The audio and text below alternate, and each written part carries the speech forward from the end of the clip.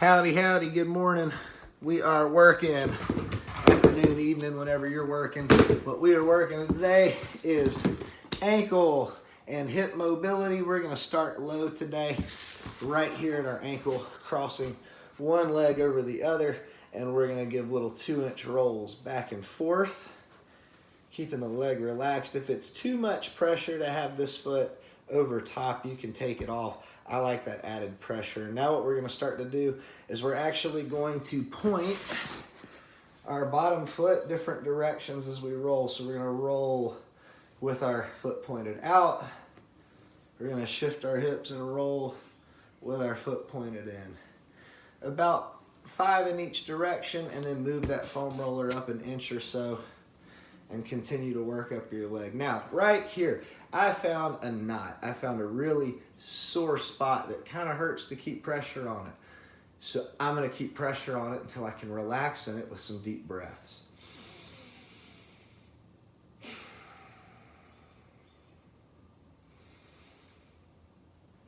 Keeping the pressure on that knot, I'm gonna take the foot on the bottom. I'm gonna bring my toe back as far as I can towards me. I'm gonna take a deep breath of air in and relax as I exhale.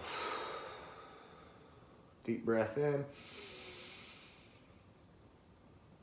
and relax. As you relax, that foam roller is gonna press really hard into that muscle, but that's what we want. Your tendency is gonna be to have that muscle fight and contract to not let the foam roller press in and do its job of breaking up that fascia. Don't do that.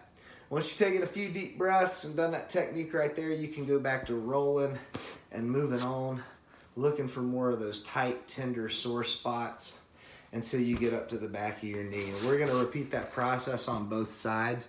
I'm gonna move on. You can go ahead and pause the video and do that now. Moving on, we're gonna start working the front side of our shins. This is our anterior tibialis, if you want to get real technical and professional. And all I'm going to do is I'm going to put the front part of my shin on the foam roller like this. I'm going to lean slightly to the outside because you can feel your shin. You can feel where that bone's at, and you can feel where that muscle's at. Let's see, if I got good enough light, I've actually got pretty developed ones. It's this muscle right here running up the front. But that's where we want the pressure on that foam roller. So what we're gonna do is with the pressure on that, my back leg, my knee is on the ground. So I'm just supporting my body weight on my hands and on my knee, and I'm just gonna start to rock 2 inches back and forth. You might feel a little stretch in your hip here, that's fine. And then I'm going to start to move up. And as I move up, you can see now my knee is up off the ground. I'm giving those 2-inch rolls. If it's too much, I can just scoot this down, keep that back knee on the ground, and even assist myself like this to just roll out the front of my shin. We're starting up here and working our way down opposite of what we did on the other side.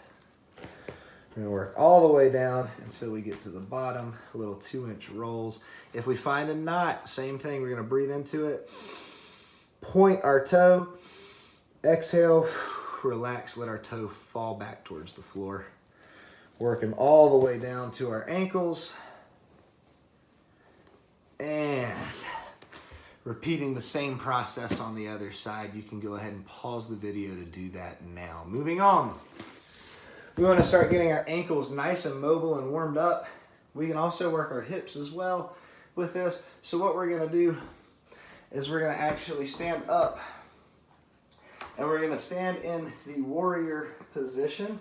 So what I'm doing is I'm turning my right foot out to make an acute angle, sliding my left foot up into the center of my right and taking a step forward. Your hips are naturally going to want to flare out to the side. We don't want that. Square them up as much as you can. The minute that you shift your hips to square up, you should start to feel a good stretch right here.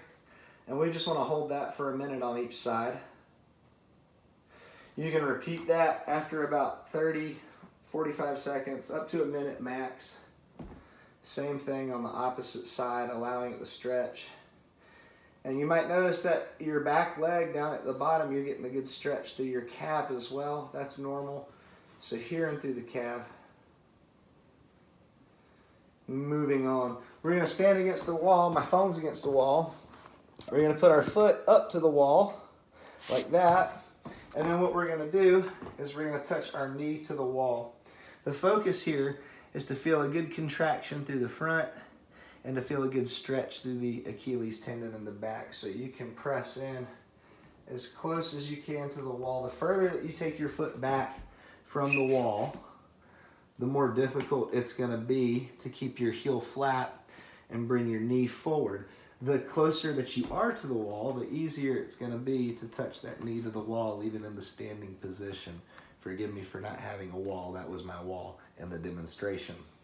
So you can start to feel that stretch. Maybe a slight amount of discomfort or pain through right here on the front side is normal, but it shouldn't be anything shooting, aching, burning. You know, it shouldn't feel drastic. It just might feel slightly uncomfortable as you get used to stretching it. So we want to work those two stretches, and then we want to take some time to pump up our calves and the muscles that we just stretched out and worked through the back of our legs. Ideally, it's best to do this on a step so that you're getting a good stretch like this. I don't have a step that I can use for this demonstration, but I can kind of give you an idea with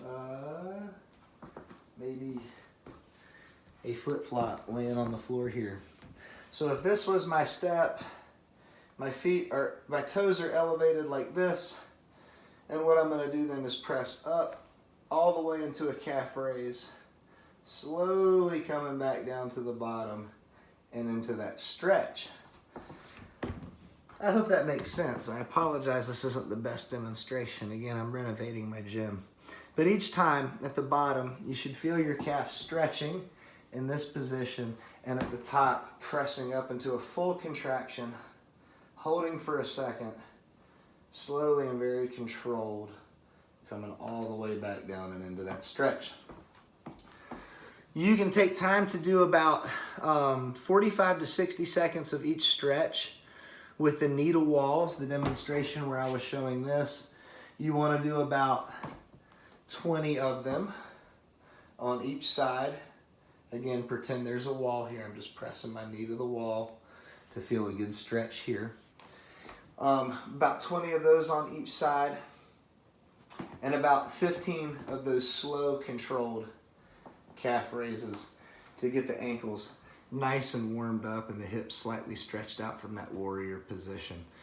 Good luck on the workout. Make sure that you spend more time on this warm-up and getting mobile, really working those ankles and feet before you move on. The goal of this first 4 weeks in this program is, again, functional core strength and essential mobility to move well. So we don't want to skip this and try to go right into the workout.